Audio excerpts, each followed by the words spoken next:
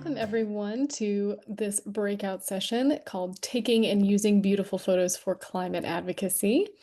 This session is led by Alyssa Tennant, CCL's Director of Marketing. Let's give her a warm Thank welcome. you, Flannery, and thank you everyone who is here on the line. I cannot believe I'm up against so many great breakout sessions and you came to mine. So I really, really appreciate it. And today it was actually kind of tricky to title this breakout session because photos have so many different uses, not just for climate advocacy, for marketing your chapter, for marketing your work. There's so many different things that you can do with them. So I am very excited to talk to you today about taking photos, how to take a decent photo, how to take a great photo, and what you can use those photos for. So here is what we are going to cover today. So we're going to talk about why you would need photos, why you would even care about this breakout session at all, quite honestly. We're going to cover how you take a beautiful photo, and we're going to cover how you use a beautiful photo and the different ways that you are able to use them. So let's dive into it. And if you have any questions, please feel free to put them in the chat. I can't promise that I will kind of stop the presentation for them, but we will have plenty of time for Q&A at the end, and I have a couple of audience participation slides, so the chat will remain on. So we're going to start with our why. Why are we taking photos when we are doing climate work? So we're going to start by talking about content. So I'm going to read this slide. I promise you I will not be reading off the slides for the entire presentation, but this definition is important to me. Content is the process of generating and sharing various forms of media, such as video, audio, text, and images to inform, entertain, or engage a specific audience. So I am a director of marketing. I have worked in marketing for my entire career, and I know photos are a major part of any marketing strategy. We are constantly thinking about refreshing our photos, which photo is best to use in a specific piece of marketing that we're creating. And we're not selling a tangible product in this case, but we are selling climate advocacy. And that's something people don't like to kind of confront, is the idea that we'd be selling advocacy or selling a nonprofit. But it is important to recognize that just human behavior we need to be sold to sometimes. Not everybody is going to jump right into CCL. Not everybody is going to jump right into climate advocacy. But as we know, we want to get as many people on our side. We want to make climate change legislation safe, feasible, and salient for our members of Congress. So in order to do that, we need to kind of sell this idea that climate advocacy is fun, normal, safe, salient, all of those things. And photos help us do that. So whether they're taken on an iPhone or a professional camera, we can make good use of them. So there are many benefits to a good photo for your chapter, for CCL as a whole, and honestly, just the whole climate movement. So I'm just going to cover four of them to show you why we want to even bother putting effort into this and how we can put effort into this. So high quality images are going to stand out in a crowded feed. So the first reason is that we really want to capture people's attention. As you are probably well aware, our attention spans are very short and they seem to be getting shorter every single day. So while you have their attention, you want to use that appropriately. So a compelling image can communicate emotions, context, and your brand's story more vividly than words alone. And everybody on social media is fighting for that attention. So good photos are going to make it easier to capture people's attention, and you can convey those messages faster. Because if you think about it, you're much more likely to scroll past like a dark and blurry photo on your Instagram feed or a dark blurry photo that you see on the internet or one without visible faces, or that's just like a picture of a flyer or something. So really good photos, high quality imagery can help us capture the audience's attention. The second reason is that it can improve our credibility. And this one is really, really key. I'm going to spend a little bit of time on this. It improves the perception of our work. So let's think about it. People want to get involved with an organization that has it together, one that is welcoming, effective, organized, professional. They want their time used wisely. And we know that CCL already does that. So these professional, clear, and relevant photos can make a brand seem more legitimate and trustworthy to its audiences. And in the world of nonprofits and activism, trust is really everything. We know that. Photos aren't make or break. You're not going to, change people's perception of your brand entirely based on photos, but it does help to have nice, clear photos when you're talking about climate advocacy and what we do at CCL. And using these high quality, consistent visuals across platforms builds brand recognition and this professional look. Photos are not just important for social media, they are a crucial part of our brand, which, spoiler alert, you will be hearing a lot more about our brand in the coming months because CCL is taking a long, hard look at it and rolling out some new stuff for volunteers, and that will include photos. So, right now, we're going to think about improving our professional presence. Good photos show that we care about the details, and it just makes people more likely to take us seriously. We know that CCL uses people's time effectively, and we can talk about that, but it really helps to show that visually through compelling photos. So the third reason is that we're going to boost our engagement. I don't listen. Social media and I have a love-hate relationship. I think maybe a lot of people do, but it is important. The algorithm will notice when things are getting more engagement. It will show them to more people. That's how CCL reaches that one random person who you wouldn't have thought would even see your post on Facebook and ends up joining up. So it gets people to stop scrolling. It gets good photos lead to more likes, comments, shares, which can boost your content's reach. And it can help drive conversions. So conversions in this case is just like a fancy like jargony word to say take action. It encourages people to take action. So it's a general rule of thumb in the world of marketing that high quality images actually can help push someone's decision whether to take action, in some cases buy the product or not. So if you think about this in the realm of product photography, um, you got a nice, high quality, well lit photo of a hamburger in one side, and on the other side, you have a hamburger that's been thrown across the room and put together with absolutely no love. Which one are people going to want to buy more? I know I'm comparing climate change to a hamburger right now. Don't worry about it. But high quality imagery can boost engagement and encourage people to take action. That's all you need to take away from this. And then the last reason that we're going to talk about today as to why we want to worry about having high quality photos in our work is that it fuels social proof. So let's talk about this graphic first before we get into social proof. So this is based on data from a study published in the scientific journal Nature. And that study found that Americans really, really underestimate other people's support for climate change policies.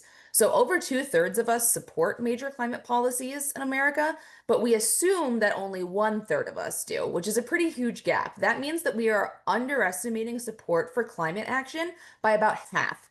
So many people are walking around worried about climate change and supporting solutions, but they think that they're alone. And one reason that gap exists is because we don't talk about climate change or hear about climate change and climate change solutions nearly enough. And this is something we've started to address at CCL. If you remember, we had our climate conversations month last year. We've talked a lot about talking about climate as an important action that you can take. And climate communicator Dr. Catherine Hayhoe says the most important thing you can do about climate change is talk about it. And when you were talking about it, a nice image, like we just said, can help grab attention, boost engagement, and get people to stop scrolling. So, social proof. Social proof is a kind of a marketing term. It's a psychological phenomenon where people copy the actions of others in an attempt to reflect correct behavior for a given situation. That's like the textbook definition of social proof. But essentially, it's the idea if others are doing something, it must be the right thing to do. And it is especially pervasive online. It's actually why we have influencers who influence people to do things, sometimes buy things, behave a certain way, dress a certain way. But do not worry, you do not have to be a sponsored brand to make climate action look normal and fun. You really just have to be yourself, but a good photo can't hurt either. A good photo can show that climate action is normal, urgent, and fun. So that was kind of my first, why are we here? Why are we doing this? Why would you want to worry about having nice photos in your climate advocacy work? And now we're going to move into how you take those photos. So, what makes a good photo? I am going to start with a disclaimer that if you came to this session because you thought I was a professional photographer, you might want to leave. I have never owned a professional camera in my life. I am a person with an iPhone. So if you came looking for tips on like aperture lenses and flash bulbs and whatever, you are unfortunately in the wrong presentation. But if you didn't, that is good because I come humbly bearing simple tips about what makes a good photo. And I want it to be known that often you'll know what makes a good photo. I don't think, quite honestly, anything I'm going to present in this next section is like a revolutionary idea.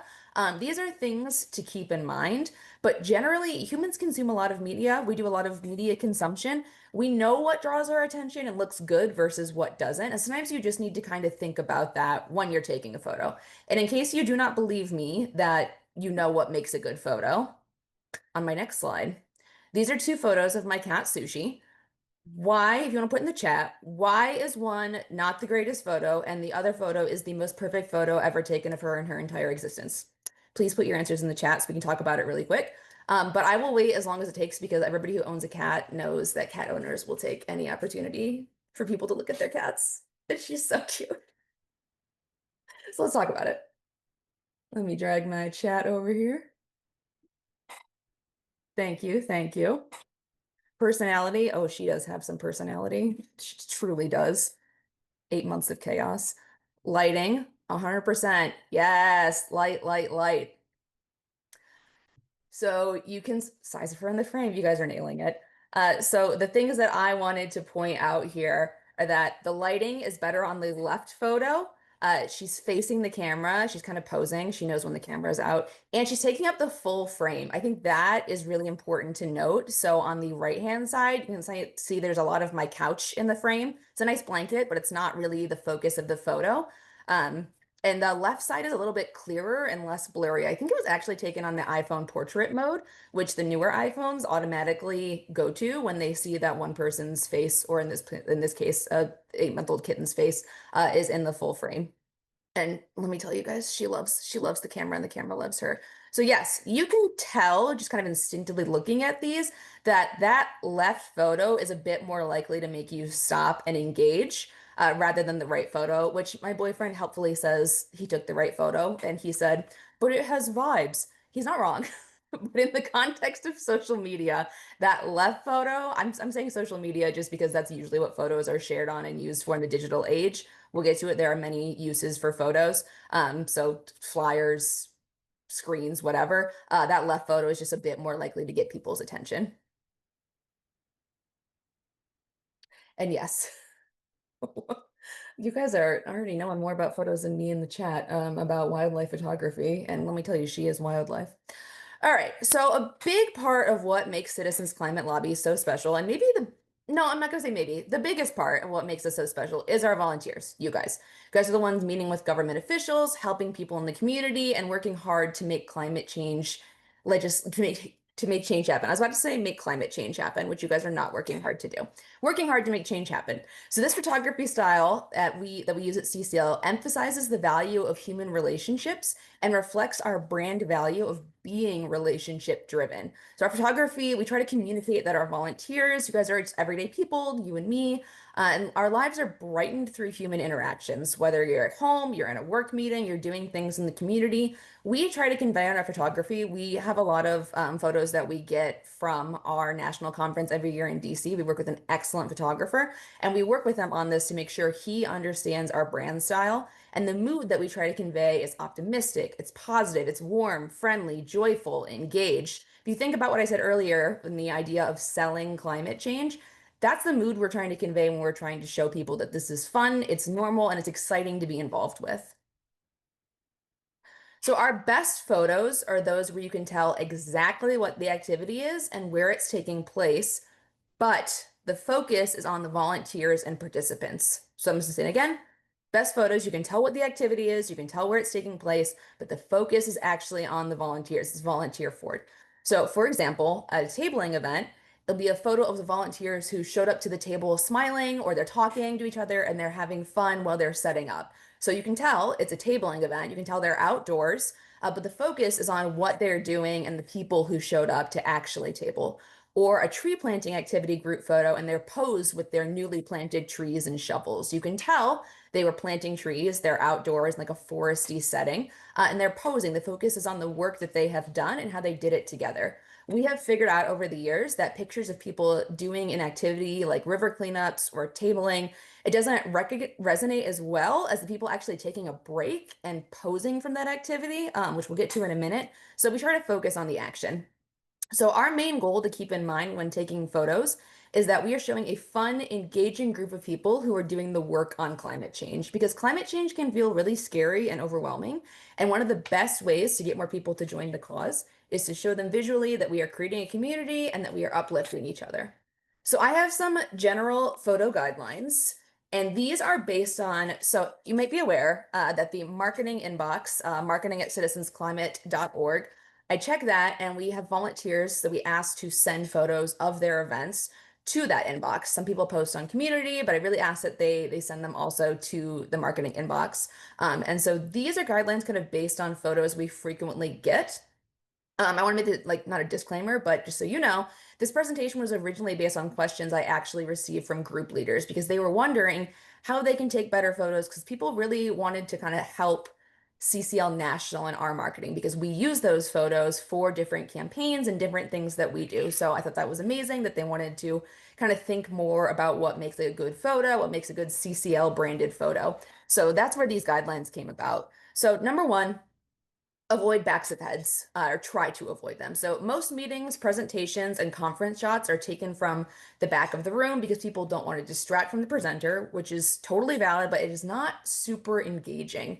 So instead, you can maybe try to get a photo of the speaker or be brave and take a quick photo in the front of the room or call everyone together for a group shot after the presentation. There are multiple ways that we could kind of improve upon photos without showing and avoiding showing backing of heads. And this goes for tabling photos too. We encourage climate conversations, but it's difficult when in the photo you get half of it is the back of somebody's head and the front of somebody else's head. So we always say to try and avoid the backs of heads, it's just not the most engaging photography style. Number two, I know I love a meeting in a brewery. I love a postcard party in a brewery. But at CCL National, we just have part of our brand that we just don't repost any photos that include alcohol. It's part of our brand of photography, even if people are like coming together and having a good time. And that's not to say that you can't take photos of that event or you can't post them on your personal social media. I totally encourage that. That was just, I wanted to make the disclaimer that this came about from a group leader presentation because they asked, they said, what can we do? And then I got some photos that were really funny of people like hiding their beers under the table, which made me laugh. So that's just a general brand guideline that we use at CCL. And then smile. Expressions, generally, we do better when our photography has people who are smiling rather than serious. We're engaging on serious topics, but these kind of stern expressions don't necessarily draw people in the same way, which is one of the reasons that we encourage you to actually have people pose in your photography. And then the last one of CCL's core values is diversity, equity, and inclusion. And we like to consider diversity in all aspects, gender, age, ethnicity, body type, sexual orientation, abilities, economic background, interests, et cetera, et cetera. There is a laundry list. But just considering that in your photography, I think that's an important thing to consider in your chapter, how you work, how we do things. That is CCL's brand. We consider diversity in our photography. We try to represent all types of people because we invite and welcome in all types of people to work on climate change. So I'm going to give a couple of slides worth of general photo guidelines and tips for setting things up. So if you're kind of like looking for a place to start for a good photo that you can reuse, repost, have in your arsenal of imagery when you're talking about climate advocacy, here are just some tips for composition, if you will. That's the photography name of it. So because we are emphasizing the value of human relationships, we try to have 2 to 3 people in every photo. This allows people to fill the frame a little bit better and it allows you to show what people are doing without kind of being zoomed out too much. Because photos taken from a far distance are not very engaging. So, like we talked about earlier, we try to have our subjects fill the frame or take photos from the waist up to capture as much of the action as possible. We try to avoid backlight or like a harsh lens flare. So backlight is when you are lit from behind. So if you're standing in front of a window, it tends to make people look a little bit like they're in a shadow because the light is behind them. So we try to pose with the window or the natural light source in front of us to avoid that backlight. And then we like to take a balance of these posed and candid photos. So a balance of posed, we can get people smiling and engaging with the photos and candid, which captures the energy of a moment rather than interrupting the flow. And of course, in all of our CCL marketing, all of our climate advocacy, selfies are always encouraged. Let's talk about photo consent because this is a really, really big one. In a one-on-one setting, you can just ask the person if they're okay being photographed, either before or after you take the photos. And let me go back actually. So this is really important, especially in public events. I get a lot of questions of how do I make sure like people are okay with having their photo taken, or like we're having this conference, how do we do like the photo release forms? How do we make sure we're okay so that we are covered and we're not invading on anybody's privacy? So In a one-on-one session, you can ask the person if they're okay being photographed, either before, probably before you take the photo. If they aren't, you can simply delete it if you've already taken it, or you can not take that photo. Not a big deal. At larger events, I get a lot of people who try to get the backs of heads of non-CCLers to protect their privacy, which is awesome.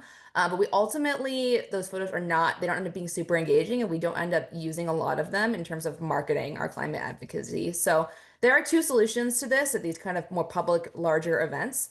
You can do what CCL does at our national conferences, and you can hang signage with a photo release form. If you have questions about that or are looking for help on what exactly that entails, you are welcome to email the marketing inbox, which I will have at the end of the presentation, that email.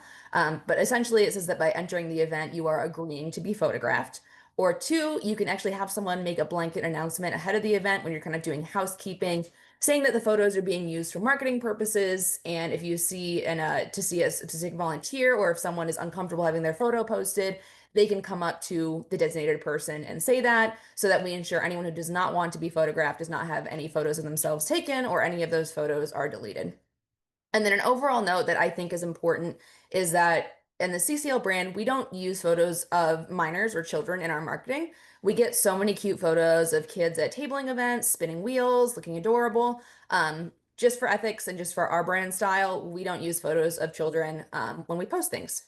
So that covers general photo guidelines, how to set up a photo, and how to make sure you have consent to take people's photos. And now I want to use some real life examples of CCL branded photos to show you what is a really great photo that we can get a lot of use out of, and what is a photo that maybe could be improved that we see a lot of. Disclaimer. These are real photos that Chapter sent me. If I included your Chapter's photo in one of the not as great examples or things that could be improved, it doesn't mean I don't love you. Any photo is better than no photos, and all these are examples of a lot of similar photos we see. I could have pulled any photo, and I pulled them completely at random. They're all volunteer submitted. I appreciate any photos that get sent my way. Even if you decide to leave this presentation and ignore it, and you just still want to take photos of your events and send them to CCL marketing, I love it. I'll take it. Thank you. Disclaimer part two. All of these guidelines apply to marketing specific photos.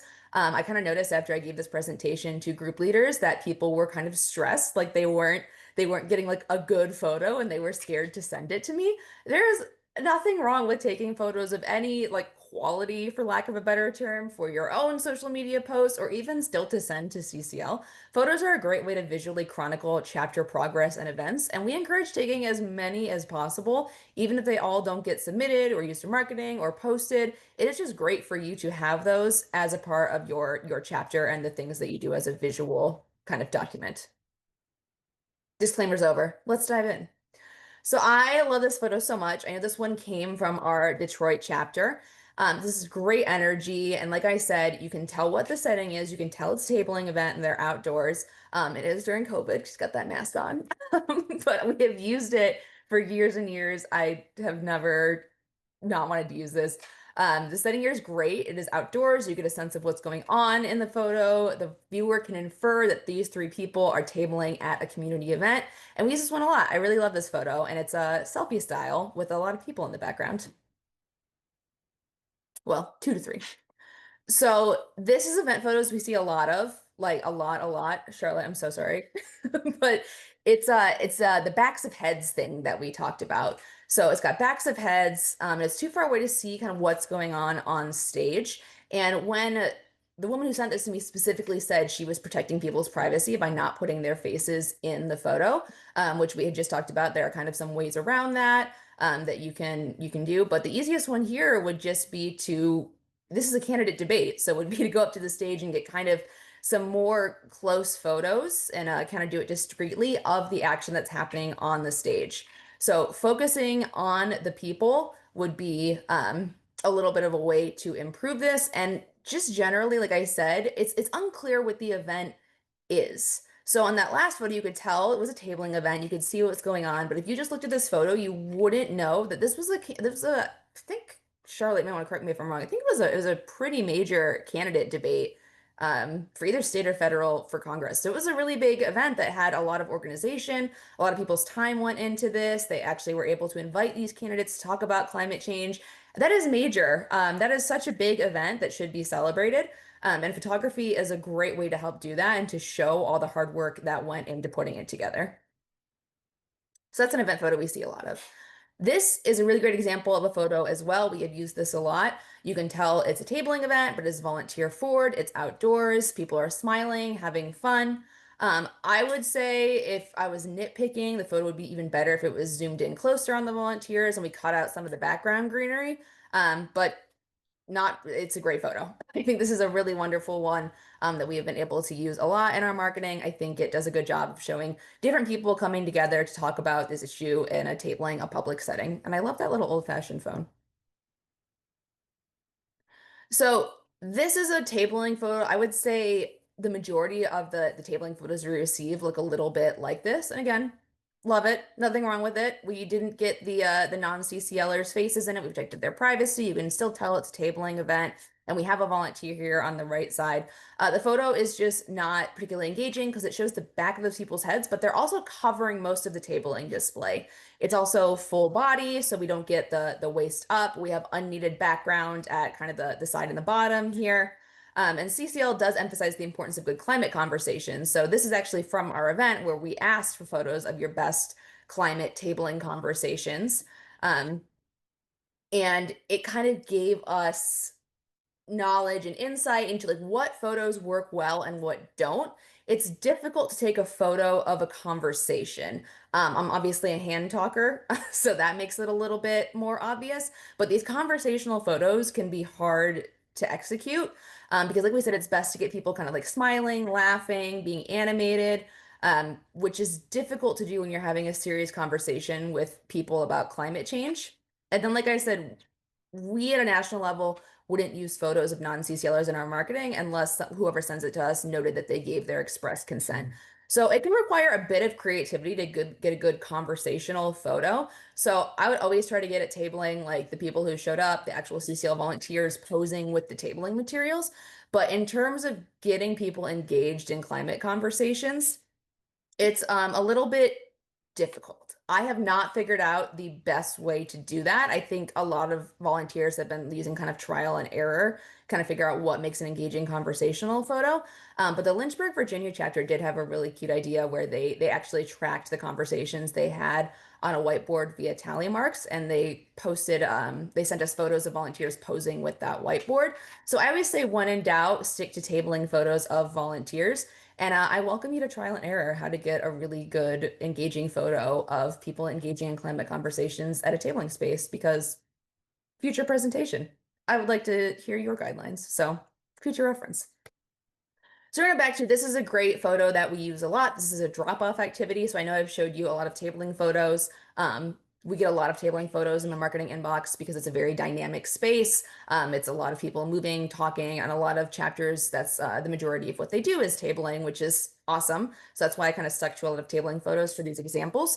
But this is a drop-off activity. So these people in, I think, Columbus, Ohio, went to their member of Congress's office and they dropped off these Citizens Climate Lobby branded cookies, which were so cute, and had a conversation. And I believe the guy taking the photo, I was going to say he's an aide, but he's a volunteer. He's got a CCL pin on. So what's important here is that they had a really big kind of event, did this big drop off they had prepared for, but they remembered to snap a photo of it, which I always just say, like, if you can just get one photo of what you're doing, amazing. Like I said, photos are good to have just to chronicle your chapter progress and the things that you did.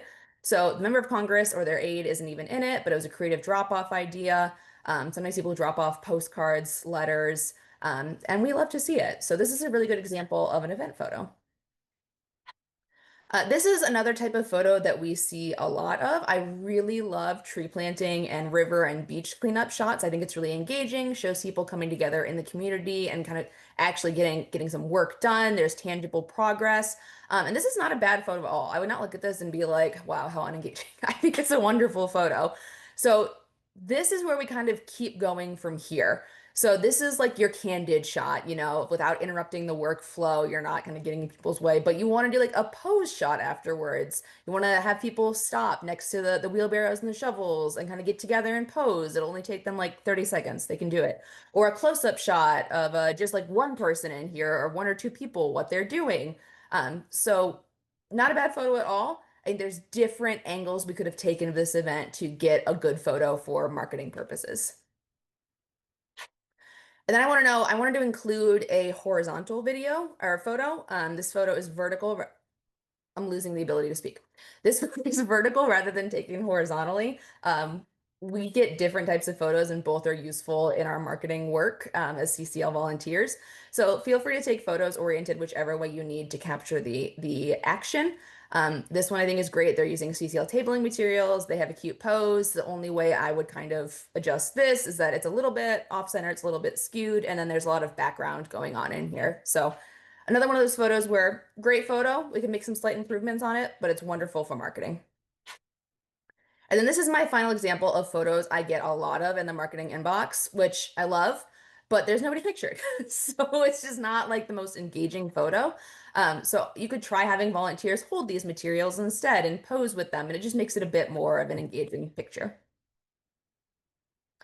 So photo guidance, this is kind of my conclusion to this section on what makes a good marketing photo and how we can sell our climate advocacy. So we want to avoid backs of heads, no alcohol, a balance of posed and candid photos, people smiling and laughing is pretty engaging. Helps to get 2 to 3 people in the frame, but for group shots, obviously you want more than that. And you want people to fill the photo frame or have photos taken from the waist up. Avoid backlight and consider diversity. So we're going to take this again. I have another exercise on the next slide. So say that I am creating a social media invitation, a Facebook event for an animal sanctuary fundraiser because it's Patty the pig's birthday. She's a 700-pound pig. I love her. So why would I not use this photo for the Facebook event or as a marketing photo? You can go ahead and drop some answers in the chat.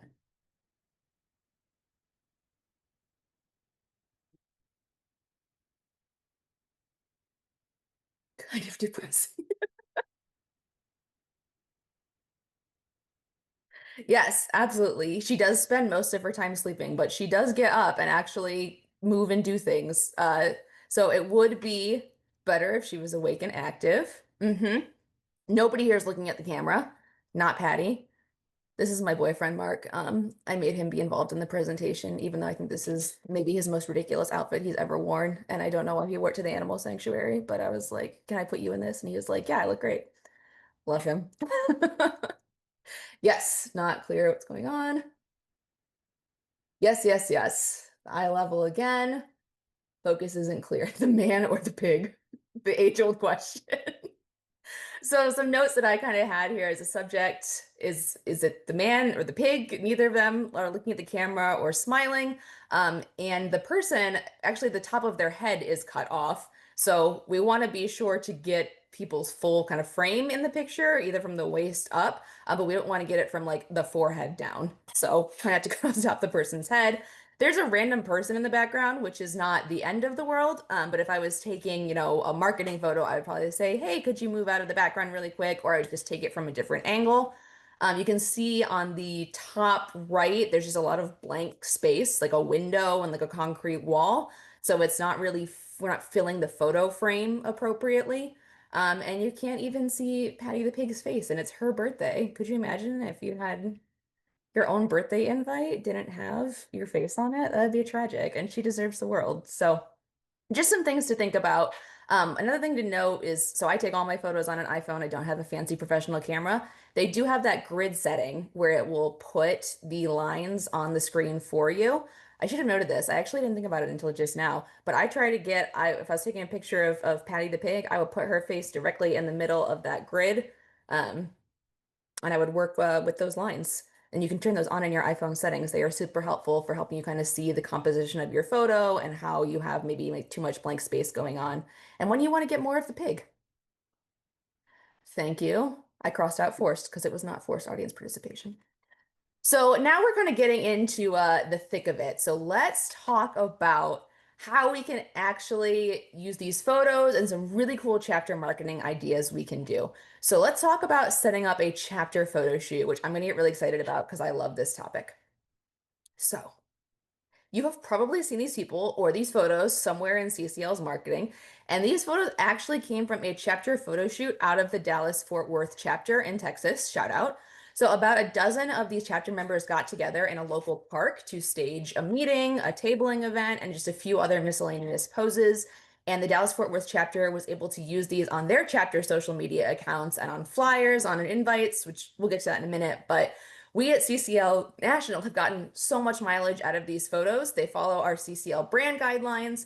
They're warm, they're welcoming, they're a balance of candid and posed. They show volunteers in action on more of a local, like chapter level. And this photo shoot happened in 2022, and we still actively use these photos for many things. Oh, Sushi the kitten is acting up. Okay, we'll about that later. So I want to note that in the top right here, that is Ricky Bradley, our interim executive director.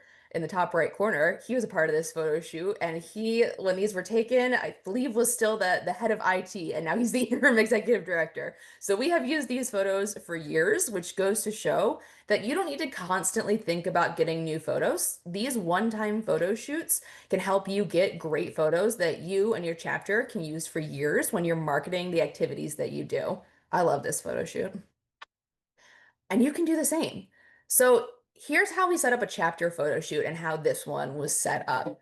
So number one, you need to have a photographer. And when I say photographer, it can be a professional if you are or amateur. If you have a decent camera or experience, or if you know somebody who does, that's great. But it can be a chapter member or a friend with a newer iPhone and a tripod. I'm going to sound iPhone biased in these, and it's because I am when it comes to taking photos. Those new iPhones have crazy cameras. Whoever has the newest iPhone, if you're looking for what should be used, that's generally my rule of thumb is who I go with. It's the simplest solution. It helps to have a tripod to kind of stabilize your shot if you're using an iPhone. But point being, you do not have to have a professional photographer to set up a chapter photo shoot. We have really put computers in the pockets of people. It's incredible. You want to aim for 5 to 10 people at this photo shoot who are committed. Any less than that, it's hard to get like a diverse range of photos you can use for a long time. But any more than that, and it gets kind of difficult to manage everybody. You want to find a spot, ideally outdoors, but if not, somewhere inside with really good lighting, and it helps to do during the daytime in a space that has some windows.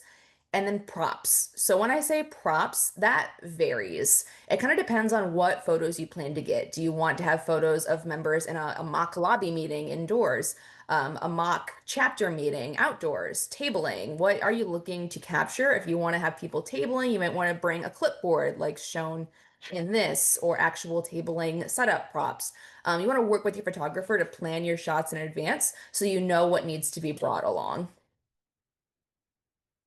And here are some tips for actually conducting these photo shoots. So you want to notice in these like Dallas Fort Worth photos, not everybody is wearing CCL gear. About half the people are, maybe a little less than half. That's not necessary. Not everybody even has CCL t-shirts. So you just want to make sure that clothing is neutral. It doesn't have brands, slogans, or logos besides the CCL logo. Um, so you want to wear CCL gear or neutral clothing, and you want to think about in advance, kind of what we just talked about, how these photos will be used. Are you going to be using them on social media to market a tabling event you have coming up, to market a film screening you have coming up with a paper flyer? So think ahead so you can capture photos that will be used intentionally. I'll say even I have been guilty of this in the past, just kind of like getting photos, and then once you get them processed and everything, you're kind of like, I don't actually have a place to use these. So you want to think about that in advance so you don't capture 100 photos that are never used. And then you want to get a balance, like I said, of candid and posed photos, people in action versus people smiling, looking at the camera. But the gist is you want options. So a bunch of different options for poses, clothing, setups. Lots of options are the best way to get a photo shoot with good photos for years to come. You'll have a lot of diversity and a lot of different things that you can use for different purposes. Interlude. I would love more chapter photo shoots. If you plan one, you want to plan one, this sounds really cool to you, reach out. I am happy to work with you on this and totally support you. I included the marketing email at the bottom of this slide. I'll have it again at the end of the presentation, but chapter photo shoots are really, really cool, and I would love to see people put their photography skills to use, and get some really, really cool marketing photos that we can use nationally, and then you can use at your chapter marketing accounts, personal. This is actually a good segue to using your beautiful photos. And I included this photo of our volunteer Ginger Osborne because I think it's one of the most beautiful photos I've ever seen in my life. I think our photographer at the DC conference did a great job capturing her. So let's talk about how we can use these beautiful photos that you have taken. Number one, I've said it like probably 50 times this presentation so far, is social media. You can add a great photo to any post to make it pop. Since basically the dawn of time, the algorithm has favored some sort of visual, whether it's a photo or a video on a post rather than just a text post on these platforms. Makes it pop. It also shows community, grassroots activism, and professionalism. You can share it to your chapter social media, but it can also be posted to your individual social media accounts when you have a great photo to share with your own network. You can make photos available to members in a Google Drive photo so that they can share photos to their own personal accounts. It just kind of helps spread the network of people you're reaching. And you can kind of want to make sure that you switch up which photos you use so you don't use the same ones repeatedly because after a while you will lose people's attention. So lots of different photos on social media. Next thing is event marketing. I've alluded to this as well. So if you're hosting a film screening, a speaker event, or another local meetup, you can use platforms like Eventbrite and Facebook, which I've pictured on this slide, to get the word out. So high quality photos show that the event is well organized, it's professional, and it just sets the tone for potential attendees. It looks more like a well put together, organized event when you have a nice, well designed photo rather than when it's just blank or you don't have any visual next to it. So it helps with event marketing digitally, and if you do create a print flyer, you can use photos there. And then some stuff, miscellaneous uses. There are so many uses for photos that even go beyond what I have put on this slide, but these are some other ways that I have used our imagery in the past. So email, if your chapter has an email newsletter, you can make it a little bit more engaging, and you can switch up the visuals by including new photos. Presentations. So if you consider just how many CCL photos I used in this presentation alone, photos are a good way to make a presentation more interesting and visual. The third one, which I think is really important, is media coverage. So it's useful to already have photos, evergreen photos. Evergreen means that they can be used in many contexts over time, more than once. When working with reporters who are doing stories about your chapter or your chapter's activities, you can actually even make it more likely that you get coverage because when reporters see that you have recent photos and visuals, they don't have to send a photographer out. They don't have to do the extra work to get those visuals. So it just makes it a lot easier to work with them and encourages them to work with you to get that media coverage. And we see a lot of chapters who partner with other organizations or chapters to do different events, a lot of film screenings, a lot of tabling events or community events. So sometimes partner organizations will post about their partners on social media. They'll say like, please welcome this person who will be at the event, this organization. And you can be included in that. And if you have a high quality visual to send them, it's helpful to have those at the ready for this purpose. Then when they post about you, their post becomes more engaging. You look like the organized professional chapter that you are. So those are some miscellaneous uses for photos. In conclusion, so good photos are important. Anybody can take one. You do not have to be a professional. You can see with your eyeballs as a human who consumes media what makes a good photo versus a not so great photo, what makes an engaging photo that better markets your activities, and a okay photo. Photos can have multiple uses for multiple years. So while you should be trying to document all the activities your chapter does, it really helps to have a set of like evergreen high quality photos that you can just whip out at the ready and have for multiple uses. And finally, why not try a chapter photo shoot? We would love to see it. I would love to see your creativity shine. And it's a really great way to get people together, get these photos, and better document your activities and advocacy to the general public. Yeah, I have nothing. I've shared what I have. I would be very happy to see some chapter photo shoots or some things in my inbox. So please feel free to reach out. But I would welcome you to catch the last of the Q&A on the main line. Thank you for listening to this episode of Citizens Climate Lobby's training program. You can tune into more episodes anywhere podcasts are available. Inspired by what you heard today? Join Citizens Climate Lobby to advocate for bipartisan climate solutions. Go to community.citizensclimate.org to find more trainings, resources, your local chapter, national action teams, discussion forums, and more. Be sure to like our Facebook page and follow us on Twitter and Instagram at Citizens Climate. We also invite all of our listeners to subscribe to our YouTube channel for more inspiration. Like what you hear? Recommend us to your friends and make sure to give us a 5-star rating. It helps us show up on other listeners' feeds. Feel free to pass on any suggestions for future episodes in the comments as well. And together, we are creating the political will for a livable world.